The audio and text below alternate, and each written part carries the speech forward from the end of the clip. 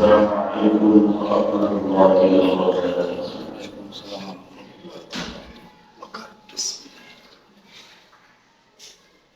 الحمد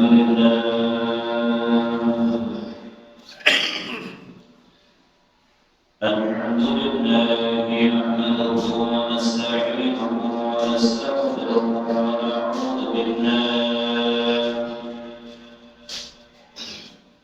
ونعوذ بالله من شرور أنفسنا ومن سيئات أعمالنا.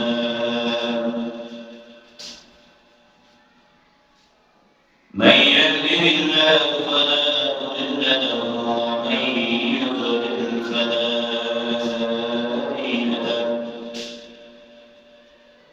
ونشهد أن لا إله إلا الله وحده لا شريك له. ونشهد أن سيدنا ومولانا محمدا عبده ورسوله صلى الله عليه وعلى آله وأصحابه وبارك وسلم. الذي أرسله الله تعالى بالحق بشيرا ونذيرا وداعيا إلى الله بإذنه وسراجا منيرا. أما بعد فأعوذ بالله من الشيطان الرجيم. بسم الله الرحمن الرحيم.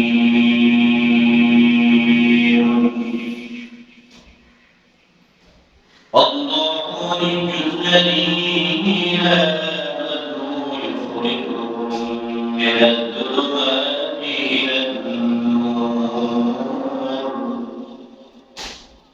والذين كفروا أولياءهم الطاغوت يخرجونهم من النور إلى الظلمات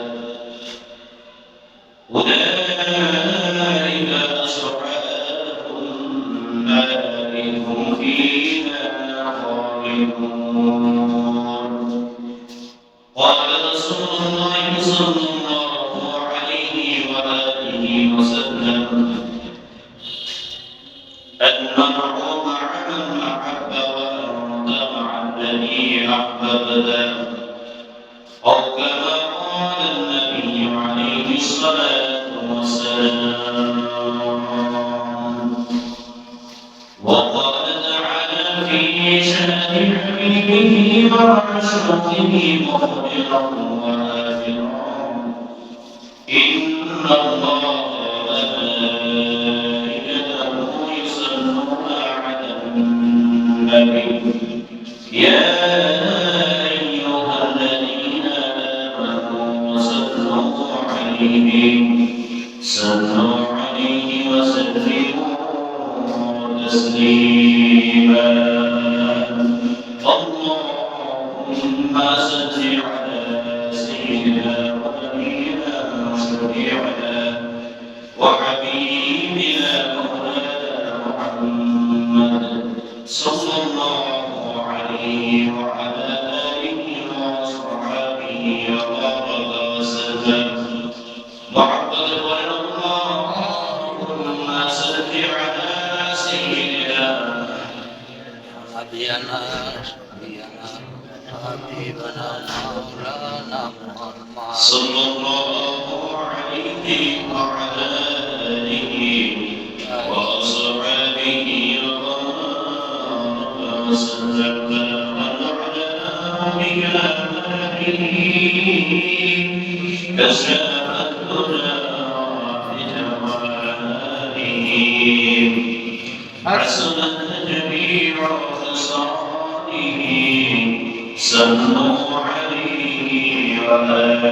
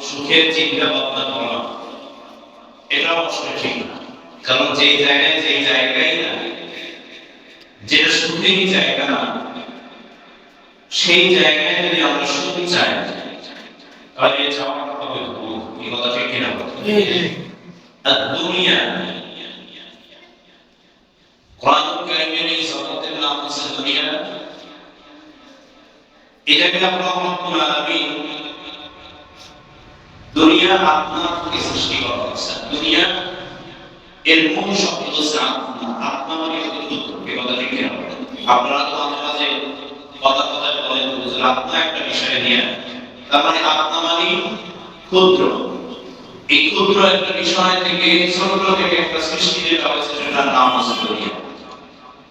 দুনিয়ার ভিতরে আল্লাহ রাব্বুল আলামিন বালা মুসিবত দিয়ে পাঠিয়েছেন, হাজার রকমের বালা মুসিবত আল্লাহ রাব্বুল আলামিন এখানে দিয়েছেন। বালা মুসিবত থাকলেও রব্বুল আলামিন আমাদেরকে যে তালিম দিয়েছেন, যে কথা শিখাইছেন, সেটা হলো যত বিপদে পড়ো আল্লাহ তাআলার উপর থেকে কখনো ভরসা করো। কি কথা ঠিক না? এই পুরো বিষয়টার উপরেই আজকের তোমার আলোচনা। যত রকমের বিপদে পড়ো আল্লাহ পাকের উপর থেকে কখনো নিরাশ হবে না, তার রহমত থেকে কখনো দূরে সরে যাবে না। লা তাহজান, যতই বিপদে পড়ো, দুশ্চিন্তায় পড়ো, দুশ্চিন্তা করবে না। ইন্নাল্লাহা মা'ানা, সব সময় মনে রাখবা আল্লাহ তোমার সাথে আছে। সুবহানাল্লাহ। আল্লাহ কি আছে? সাথে আছে। প্রত্যেকের সাথে আল্লাহ আছে। হাজিরিন ভাইরা, দুনিয়ার জিন্দেগিতে বিপদে নাই এমন কোনো মানুষ নেই। সমস্ত মানুষ কম বেশি বিপদে আছে। পারিবারিক অসুস্থতা, আর্থিক সংকটতা, আশেপাশের পরিবেশে হামলা, শত্রুতা, নানা রকমের অশান্তির ভিতরে আমরা ভুগি। এক ব্যক্তি হযরত খিজির আলাইহিস সালামকে তালাশ করেছেন। খিজির আলাইহিস সালাম তিনি আল্লাহ তাআলার একজন পয়গম্বর। দুনিয়ার জমিনে এখন তিনি জীবিত আছেন এবং আল্লাহ তাআলা তাকে পানির পরিচালক হিসেবে বানিয়েছেন। সুবহানাল্লাহ। পানি পরিচালক হযরত খিজির আলাইহিস সালাম। হযরত খিজির আলাইহিস সালামকে যখন তালাশ করে একজন আলেমের কাছে গেছেন, গিয়ে বলতেছে, ভাই আমি খিজির আলাইহিস সালামের সাথে সাক্ষাৎ করতেছি। বলে কেন? তিনি তো মানুষের চোখের মাঝে নাই। আল্লাহ পাক তাকে পয়গম্বরের মধ্য দিয়ে পাঠিয়েছেন, দুনিয়াতে রহমত দিয়ে পাঠিয়েছেন। তিনি তো আপনার লোকের চোখের আড়ালে থাকে। বলে না, আমি দেখতে চাই না, আসলে আমার কিছু কথা আছে। বলে দেখো, যিনি হচ্ছেন পানির পরিচালক, মানুষ কিন্তু পানি পান করো, যত বেশি পানি পান করবা তত বেশি পানি পান করার কারণে হযরত খিজির আলাইহিস সালাম তোমার সাথে সাক্ষাৎ দিতে পারে। লোকটা এই কথা অনুযায়ী, কাহিনী অনুযায়ী রাস্তার মধ্যে দাঁড়িয়ে যত মানুষ আসা যাওয়া করে, পথিক যারা আয়, প্রত্যেককে পানি পান করে, মানুষের পানি খায়। হঠাৎ করে কোনো একদিন হযরত খিজির আলাইহিস সালামের সাথে সাক্ষাৎ হয়েছে। খিজির আলাইহিস সালামকে তিনি বলেন যে হুজুর, আমি দুনিয়াতে শান্তি চাই। কি চাই? আমার কথা কি আপনারা বুঝতেছেন? আমি দুনিয়াতে কি চাই? শান্তি চাই। হযরত মুহাম্মদ খিজির আলাইহিস সালাম তিনি বলেন যে দুনিয়ার শান্তির জায়গা না, তুমি দুনিয়ার শান্তিকে বলো, রাত আছে কাল নাই, একদিন শেষ হয়ে যাবে, নষ্ট হয়ে যাবে, মারা যাবে, শান্তিও শেষ, তুমিও শেষ। এখানে শান্তি দিয়ে তুমি করবা কেন? বলে না, আমি শান্তি চাই, এখানে শান্তি চাই। খিজির আলাইহিস সালাম তাকে বলতো যে তাহলে তুমি কার মতো সুখী হতে চাও? এর তো একটা সীমা আছে না?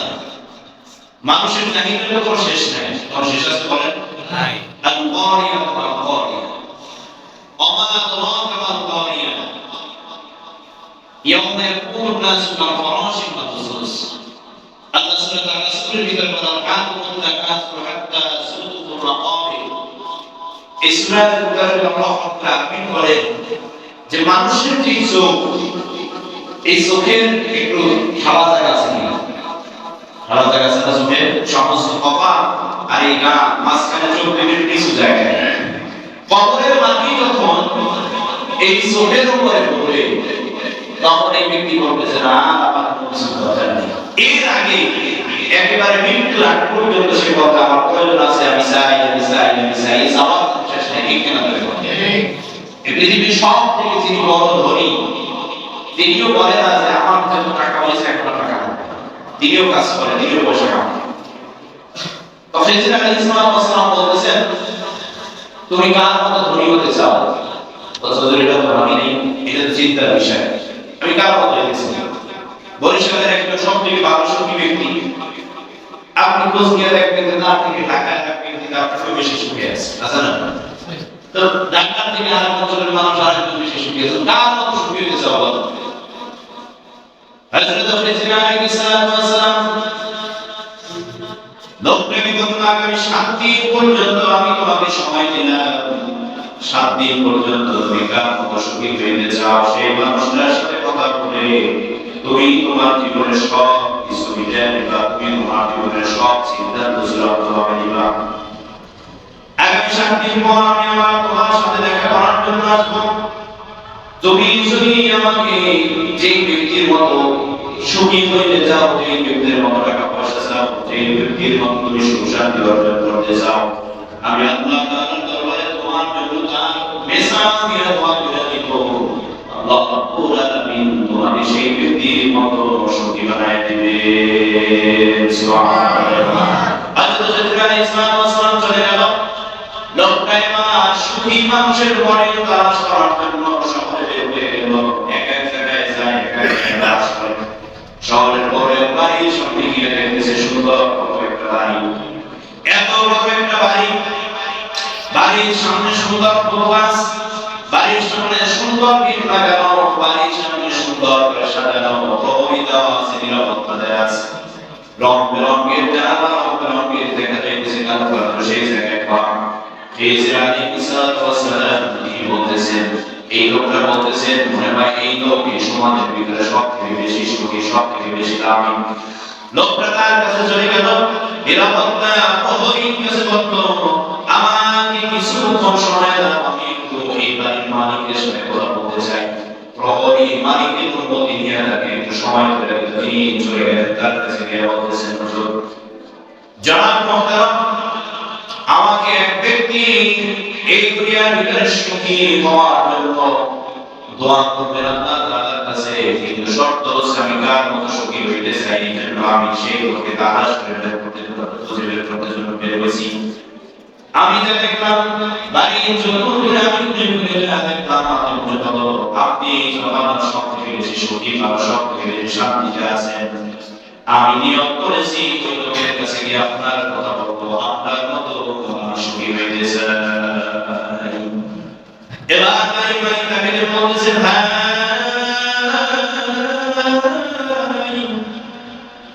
মনের বুঝে ওই কাজ করিও না, তুমি হয়তো বাবা থেকে দেখতেছো আমি বড় সুখে আছি, বাবা আমি এসি রুমে ঘুমাইতেছি, আমার বাণিজ্য এদেশের না বিদেশ থেকে আমার জানতে বাহিরের কাজে, আমার বিছানার চাদর বাহিরের চাদর, কিন্তু আমার রাতের বেলা ঘুমায় না। এই যে সমস্ত সম্পত্তি দেখতেছো এই সম্পত্তি আসলে আমাকে শান্তি দিতে পারে না, সম্পত্তি আসলে আমাকে সুখী রাখতে পারে না। ওরে ভাই যদি তুমি আমার হতে হতে চাও এমন একটা লোক আছে যেই লোকটা যখন আমার শরীরের ভিতরে ঢুকে, যেই লোকটা আমার শরীরের ভিতরে এসে হাজির হয়ে যায়, এমন একটা বীরকি বেলা আমার আছে, দুনিয়ার কোন পুরুষ আমার ভিতরে থাকে না, দুনিয়ার কোন জ্ঞান আমার ভিতরে থাকে না, দুনিয়ার কোন চিন্তা ভাবনা আমার ভিতরে থাকে না। যখন এইটা আমার ভিতরে চলে আসে তখন মনে হয় দুনিয়ার সমস্ত সম্পত্তি সবকিছু বিপদে চলে যায়, সবকিছু নষ্ট হয়ে যায়, অনর্থ হয়ে যায়।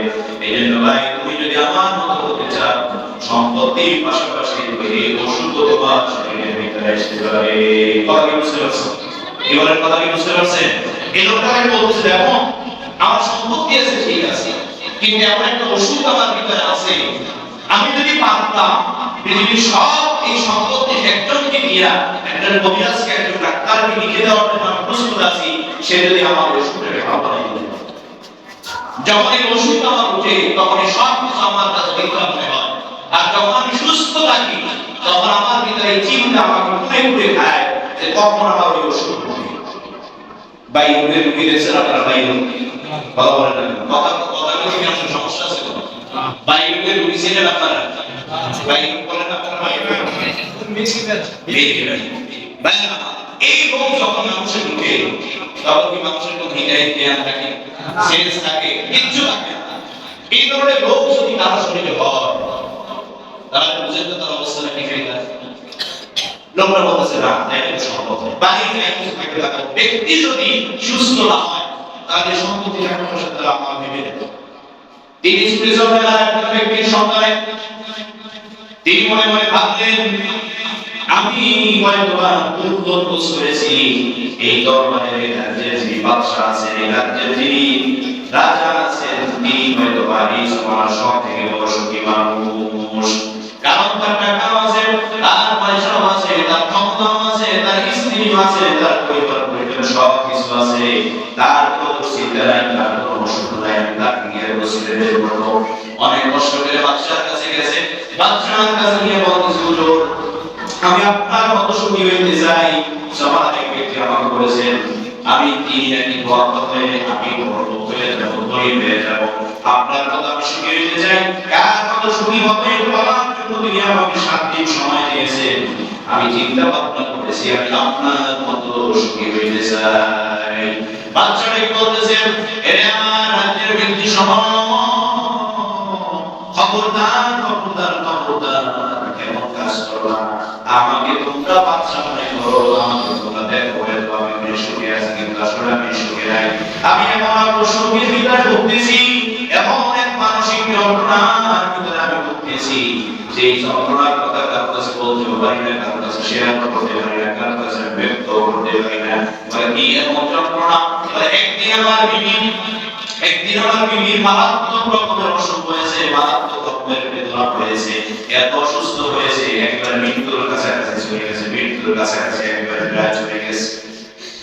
আমি আমার বিবির পাশে বসে কান্নাকাটি করতেছিলাম, ঠিক সেই সময় বিবি আমাকে একটা খোঁজনামের কথা বলছে, এত কান্নাকাটি করে আপনি মৃত্যুর পরে তো ঠিকই আর একটা বিবাহ করে সুখে শান্তিতে বসবাস করবে, বাবা সংসার শুরু করে দিলাম। আমি আমার স্ত্রীকে বললাম আমার জীবনে নারী যদি কেউ দেখে থাকে তাহলে তুমি তোমাকে আমি ভালোবাসি, তোমাকে আমি বিবাহ করেছি, তোমার জন্য আমার সমস্ত ভালোবাসা আমি আর বিবাহ করবো না। আমার স্ত্রী আমার কথা বিশ্বাস করবো না, তাকে প্রমাণ দেওয়ার জন্য, তাকে বিশ্বাস করার জন্য আমি আমার পুরুষত্ব নষ্ট করে ফেললাম, চিকিৎসার মাধ্যমে আমি আমার পুরুষত্বকে ধ্বংস করে ফেললাম। কিন্তু আল্লাহ আমাকে কি কুদরত, আমার স্ত্রী আর মারা গেল না, সে আস্তে আস্তে সুস্থ হয়ে গেছে। এবার আমি যে তার স্বামী, আমার তার শারীরিক চাহিদা মেটানোর জন্য আমাকে নিয়ে তার একবার বাইরে আমি তার পুরুষত্ব নষ্ট করে ফেলেছি, তাকে ভালোবাসি। এখন আমার স্ত্রী বাড়ির সম্পর্ক করে এই যত ছেলে মেয়ে দেখো, একটাও ছেলে মেয়ে আমার না, সব বাহিরে লোকটা চিন্তা করতেছে সর্বনাশ, সমাজের বাদশা তার মানসিক অবস্থা কি হয় এখন, এটা খারাপ কি হয়? আমার কথা কি বোঝা যায় না? আপনারা বুঝতেছেন না? এটা খারাপ কি না বলেন? আপনার সন্তান কিন্তু আপনি জানেন এটা আমার না, বাদশা জানে এটা আমার না, আমার স্ত্রী সম্প্রদায়ের সম্পর্ক করে সেই জায়গা থেকে সন্তান নিয়ে আসে, তো চোখের সামনে ঘুরে ঘুরে ঘুরে মানসিক একটা কষ্ট যন্ত্রণা, এই যন্ত্রণা এখন মিটাতে পারতেছি না। এই জন্য তিনি বলতেছেন আমার কোনো সুখী হওয়ার প্রয়োজন নেই, আমার লম্বা আলোচনা করবো না। এই লোক এক একজনের কাছে যায়, এক একজন এক এক রকম অসুবিধার কথা, টাকা আছে, পয়সার কোনো অভাব নেই, টাকার কোনো অভাব নেই, কিন্তু এমন এমন এক অসুখের কথা বলে, এমন এক অশান্তির কথা বলে যে এই লোক কারে বুঝতে পারে। সর্বশেষ একজন ব্যক্তির সাথে তার সাথে দেখা হচ্ছে, দেখা হওয়ার পরে তিনি ক্লান্ত শ্রান্ত মানুষ, তাকে সে জিজ্ঞেস করতেছে ভাই এত চিন্তা কেন করো, এত পেরেশানি তুমি কেন করো? বলতেছে দেখেন আজকে এক সপ্তাহ প্রায় হয়ে গেছে, মাত্র একদিন বাকি আছে, আগামীকাল হযরত খিজির আলাইহিস সালামের সাথে আমার আবার সাক্ষাৎ হবে, কিন্তু এক সপ্তাহ পর্যন্ত আমি কোনো মানুষকে খুঁজে পাইলাম না যাকে আমি তার সাথে উপস্থিত করবো বা তার কথা তার কাছে বলবো যে আমি অমুকের মতো সুখী হয়েছি। এই বুজুর্গ ব্যক্তি তাকে বলতেছে দেখো তুমি তো ভুল করতেছো, তার কাছে গিয়ে বলো, খিজির আলাইহিস কাছে গিয়ে বলো যে হুজুর আমি এই দুনিয়ার সুখ চাই না, আমি আখিরাতের সুখ চাই। সুবহানাল্লাহ, দুনিয়ার সুখ আমি চাই না, আপনি দোয়া করে দেন আল্লাহ যেন আমাকে আখিরাতে চির সুখী বানায় দেন। জয় বলো সুবহানাল্লাহ।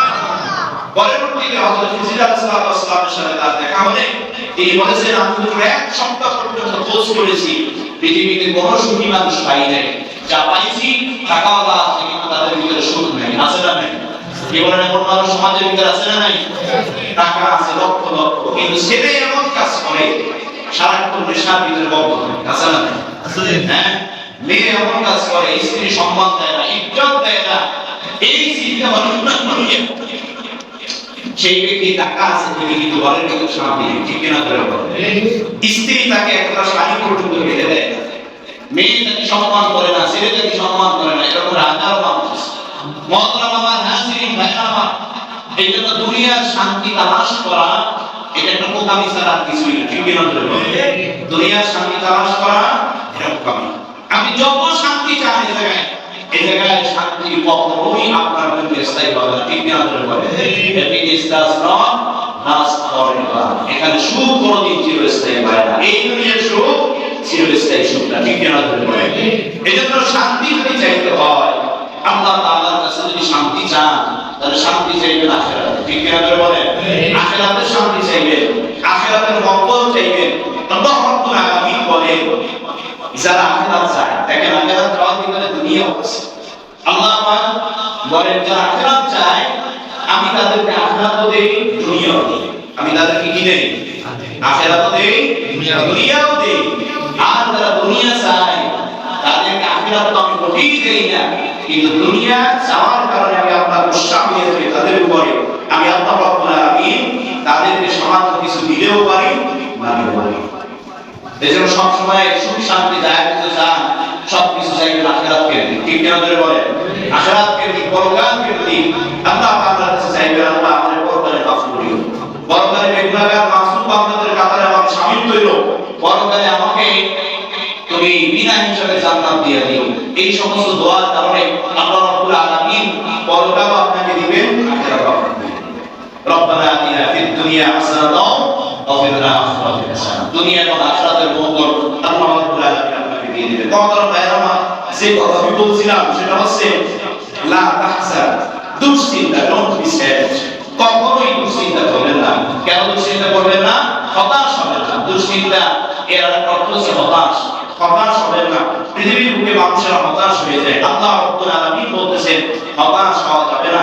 একমাত্র যখন সমস্ত রাস্তা বন্ধ, পৃথিবীর সব দরজা যখন বন্ধ, সমস্ত কিছু যখন আপনাকে ফিরিয়ে দেবে, সমস্ত ব্যক্তি যখন আপনাকে মাহরুম করবে, সমস্ত দপ্তর যখন আপনাকে মাহরুম করবে, একজন দপ্তর খোলা আছে, একজন আপনার জন্য আছে, তিনি কে? সবাই বলেন আল্লাহ। সবাই বলেন তিনি কে? আল্লাহ। আল্লাহ আছে না? কি বলেন আছে না নাই? নবী রাসূল সাল্লাল্লাহু আলাইহি ওয়াসাল্লাম সহ সমস্ত পয়গম্বররা কার উপরে ভরসা করছে? আল্লাহ। সবাই বলেন কার উপরে ভরসা করছে? দুনিয়ার কোন শক্তির উপর ভরসা করছে? দুনিয়ার কোন শক্তির উপর ভরসা করছে? করে নাই। আল্লাহর উপরে ভরসা করছে। আল্লাহর উপরে ভরসা করার কারণে আল্লাহ তাদের ইজ্জত রক্ষা করছেন, কি করেন নাই? বিপদ থেকে তাদেরকে বাঁচাইছেন, কি বাঁচান নাই? তাহলে সেই আল্লাহ আপনার আল্লাহ, ঠিক কিনা বলেন? যদি বলেন ঠিক কিনা? তো যদি সেটা হয়েই থাকে তাহলে আল্লাহর উপরে ভরসা করতে অসুবিধা হবে। বিপদে, আর্থিক সংকটতায়, অসুস্থতার ভিতরে, পারিবারিক চাপাচাপির ভিতরে, সব কিছুর ভিতরে আল্লাহ তাআলার উপরে ভরসা করা। আমাদের ভরসা তো আল্লাহর উপরে নাই। একটু আর্থিক সংকটতা দেখা দিলেই কোথায় আছে আশা ব্যাংক, কোথায় আছে ব্র্যাক ব্যাংক, কোথায় আছে অমুক এনজিও, কোথায় আছে অমুক এনজিও, নিজের ছবি দাও, বোর্ড ছবি দাও, বাচ্চা কাচ্চার ছবি সব একটা সুদের কাতায় নাম দেখাইতে আছে না? আসতে বলবেন না, জোরে বলবেন না, আছে না? সুদ। অর্থনৈতিক অবস্থা একটু বিপদে পড়লেই সুদের দিকে দৌড় দেয়।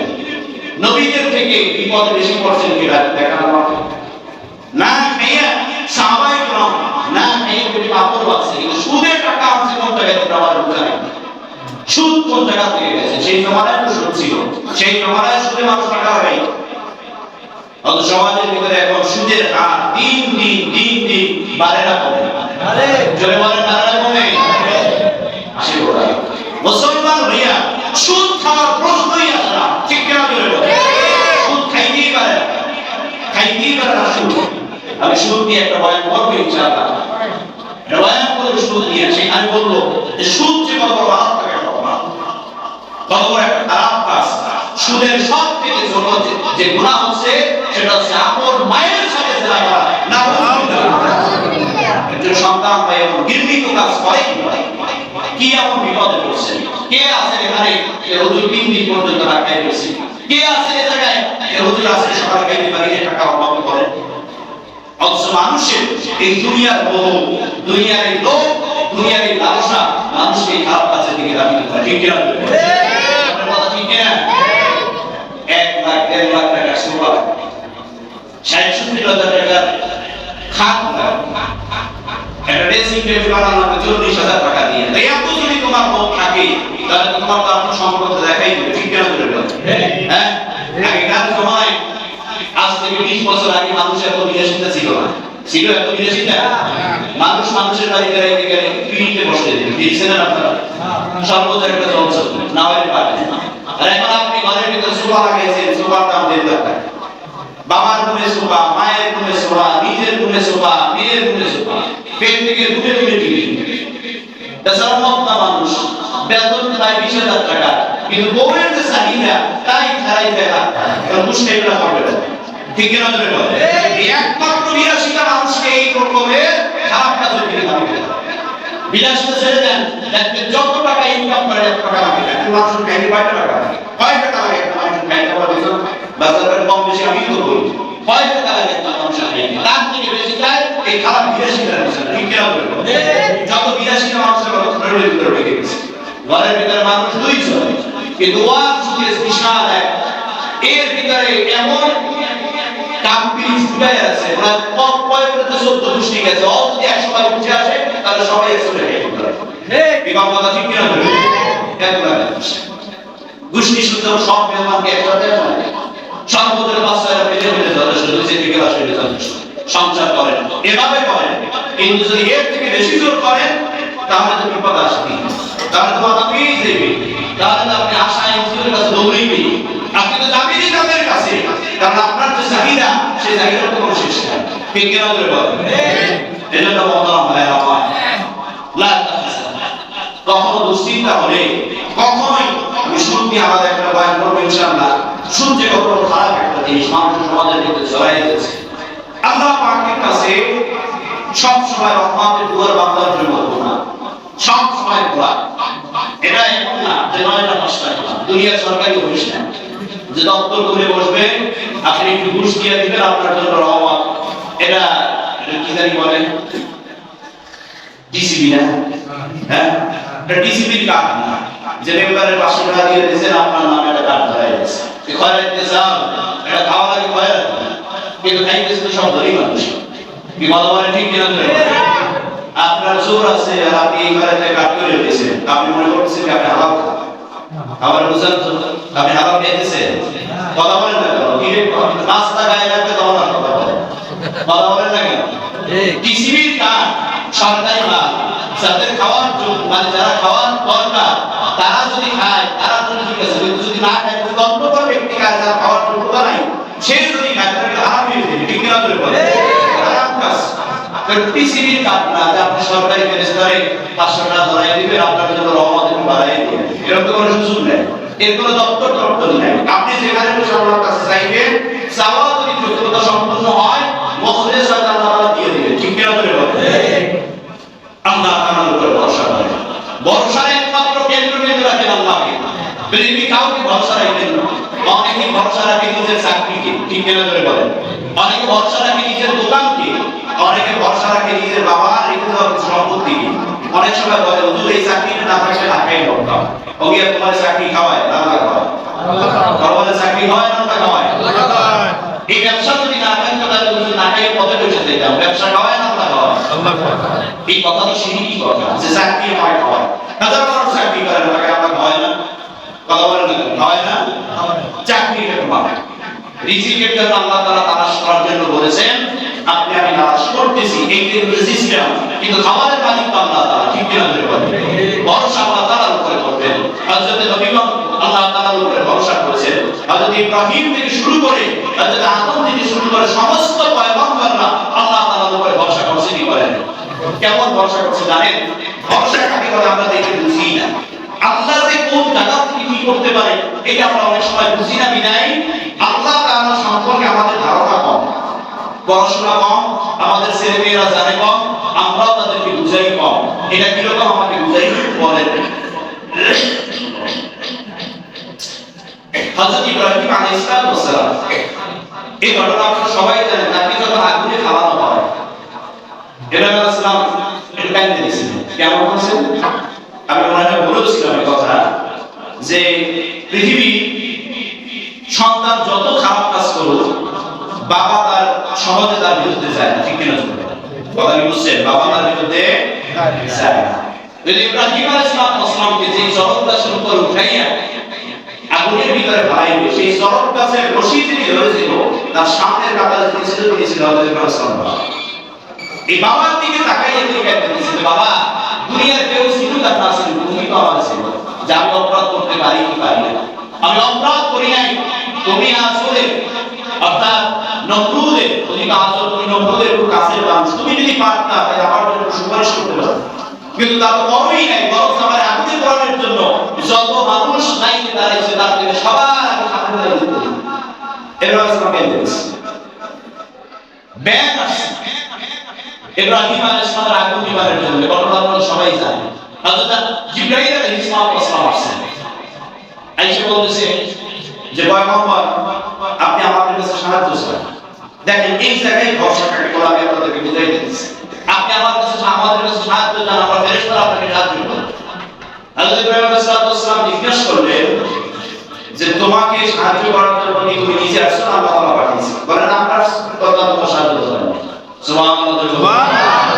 তুমি জিবরাইল, আল্লাহ যদি তোমার সাহায্য করার জন্য পাঠায় তাইলে ঠিক আছে, কিন্তু যদি তুমি সাহায্য নিজে নিজে করতে আসো তাহলে তোমার সাহায্যের দরকার আমার নাই। আমার আল্লাহ আমার জন্য যথেষ্ট। জোরে বলেন সুবহানাল্লাহ।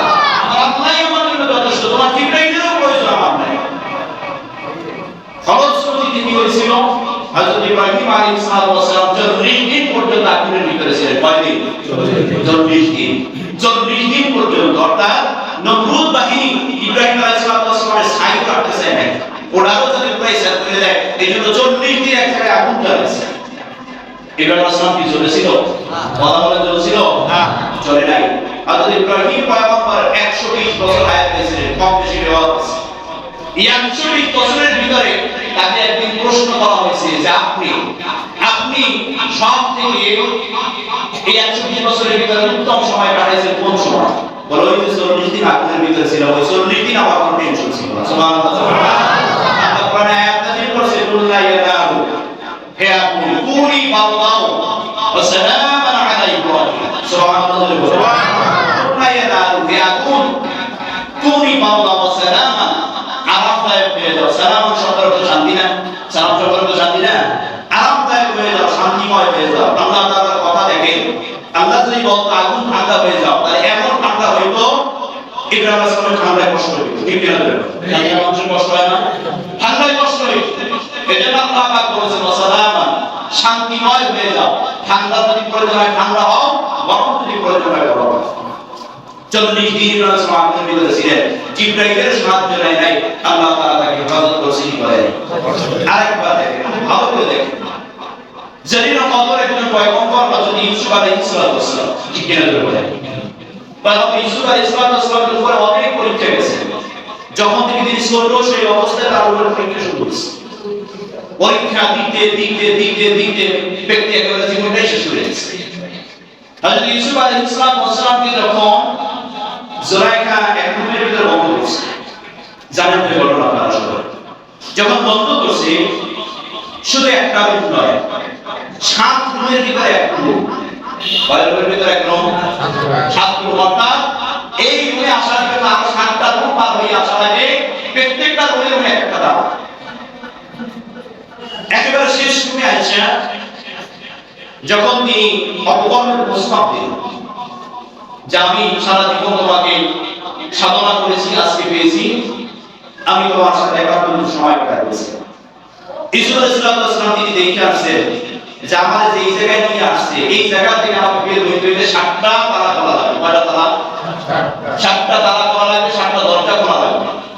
প্রত্যেকটা তালার দরজা, তালার চাবি, প্রত্যেকটা তালার চাবি ইউসুফ জুলাইখার কাছে, ইউসুফ আলাইহিস সালামের কাছে নাই। হযরত ইউসুফ আলাইহিস সালাম পালানোর জন্য তিনি দৌড় দিয়েছেন। এই দৌড় দেওয়াটা আসলে কোনো যুক্তি কি আসে না, আপনার আমার যুক্তিতে আসে না।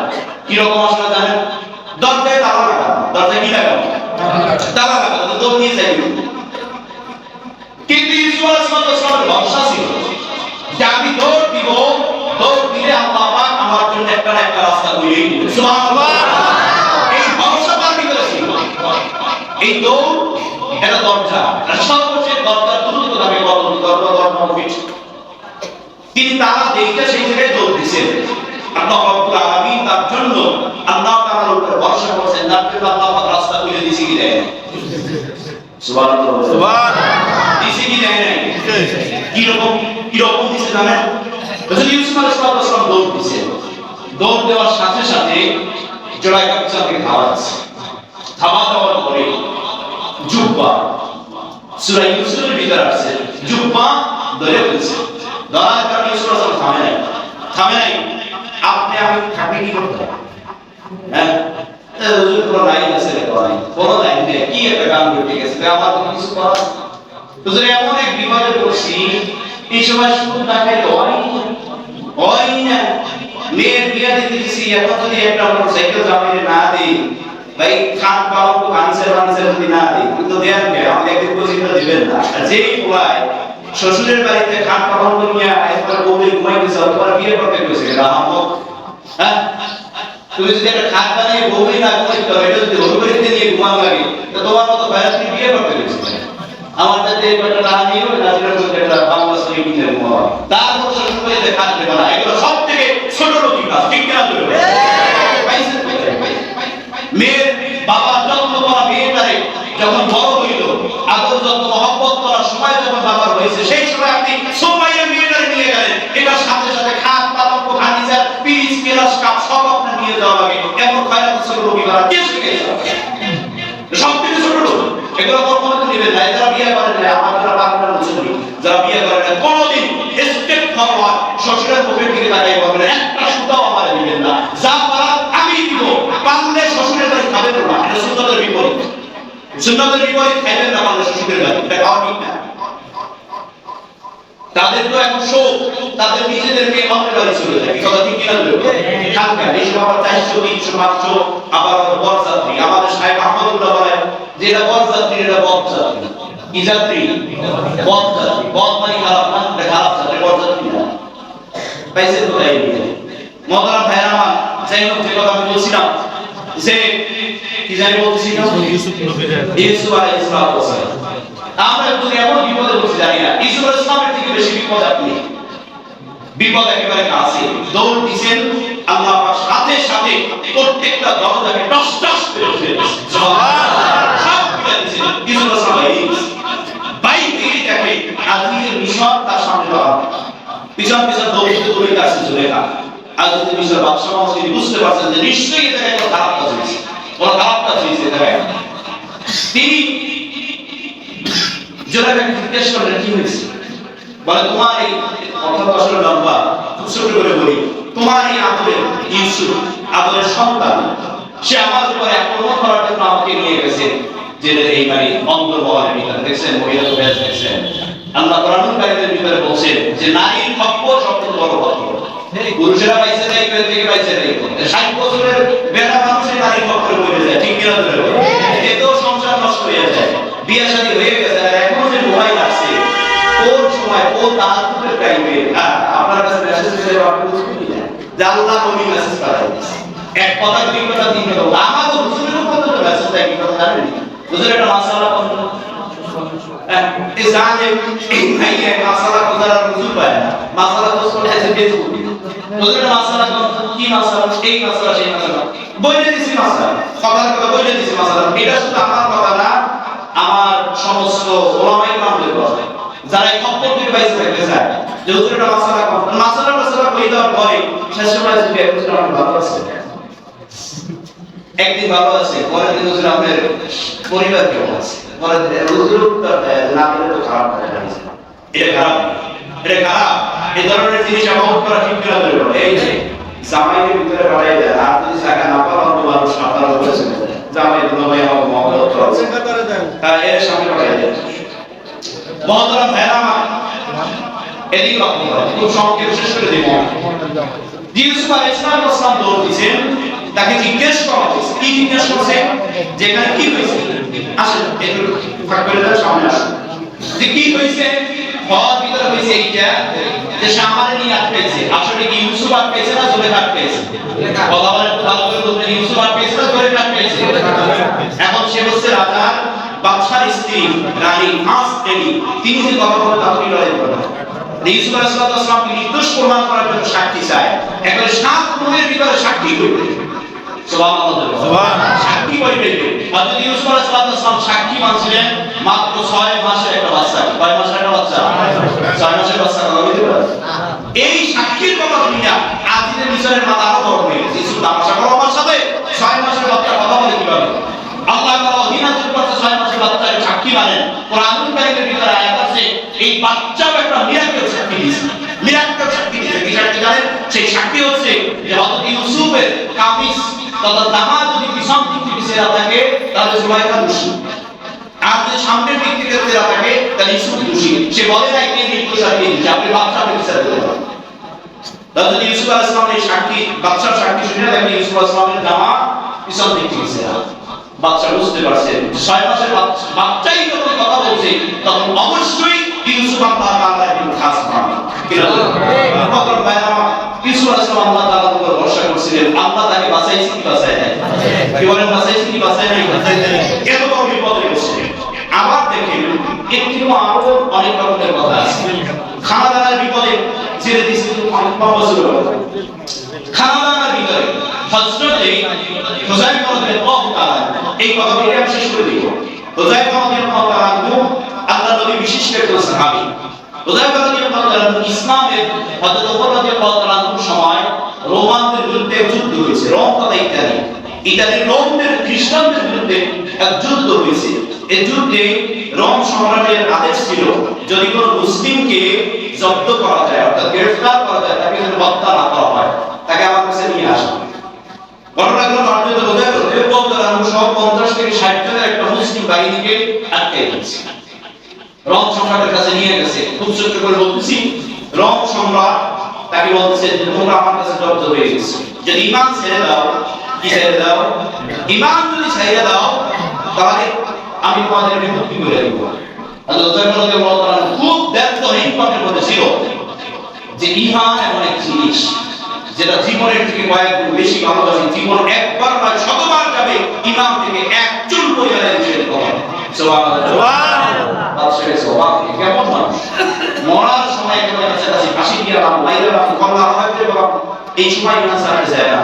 হুকুম করলেন যে খানার ভিতরে বন্দী করো, যে খানার ভিতরে বন্দী কইরা খানা দানা সব, এরপরে লাইট টাইট সব একেবারে মনে করেন পাতাল ঘরে এক জায়গায় নিয়ে আসে। এই পাতাল ঘরে নিয়ে রাখার পরে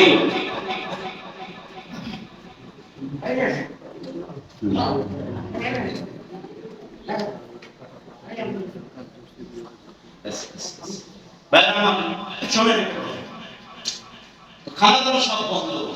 প্রায় কয়েকদিন পরে হযরত হুযায়ফাকে এক রাতে টাইমে নিয়ে আসলেন বাদশা রাজদরবারে। আইনাকে পাশে ছেড়ে বসেছে।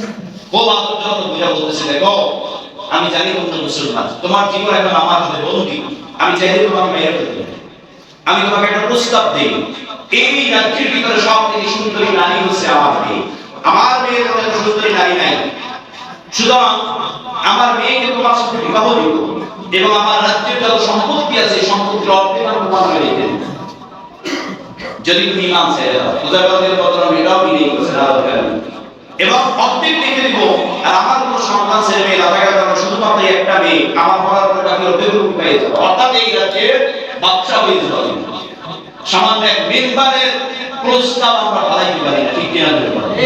জায়গায় যদি বলি ভাই আমাদের মিলা করে মেম্বার বানাই দেব, রাইতে দিয়ে দিব ভোট, আপনি মেম্বার হয়ে যাবেন, এই অ্যাকাউন্ট করে দেবেন, আপনি তো রসুল রাজি আছে উসুল করে যে অ্যাকাউন্ট করে, ঠিক কিনা?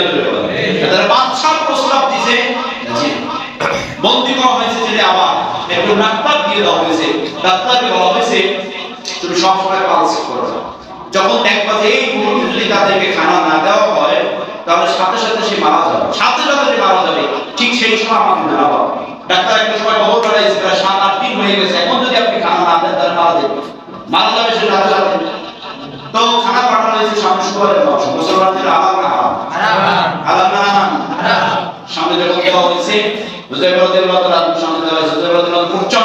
যেই সময় খাবার না খেতে পারবো না আদায় নিয়ে এরকমের বিদায় আপনি আমি জীবনে কোনোদিন করি না, ঠিক কিনা বলেন? এই খিদার অবস্থায় তিনি জিজ্ঞেস করতেছেন যেহেতু আমরা অমুসলিমদের হাতে বন্দি, খাবারটা কি করে বন্দি? এই সময় যে কোনো খাবার খাওয়া যায়, শরীয়ত আপনার বলা কোনো খাওয়া ওই সময় যায়, কিন্তু তিনি বলছেন আমার খাবার তাহা কি করে খেতে হবে। এই পরে এখানে তিনি বলছেন কিসের কি খাবার, কিসের মাংস? বলছে এটা শুয়ারের মাংস। বলছে মুসলমানদের জন্য খাবার না, লাত্তি মেরে দাঁড়িয়ে রব সংখ্যাটা বসে বলছেন এদেরকে কোনোভাবে ডরানো যাবে না, তাদেরকে সসম্মানে মুসলমানদের কাছে ফিরে যেতে হবে। সুবহানাল্লাহ। ভাই আমার ঘটনা আমি বললাম এই কারণে যে এর থেকে বড় বিপদে আপনি আমি কেউ করি না, ঠিক কিনা বলেন? একেবারে শেষ সময়ে আল্লাহর উপরে ভরসা করে রব্বানি আল্লাহ তাআলার কসম, আল্লাহ রাব্বুল আলামিন আপনাকে আমাকে মুক্তির পথ দেখাইতে, ঠিক কিনা বলেন? ভরসা করবেন, খারাপ পথে যাবেন না। আল্লাহ পাক আমাদের সবাইকে কবুল করে বলেন আমিন।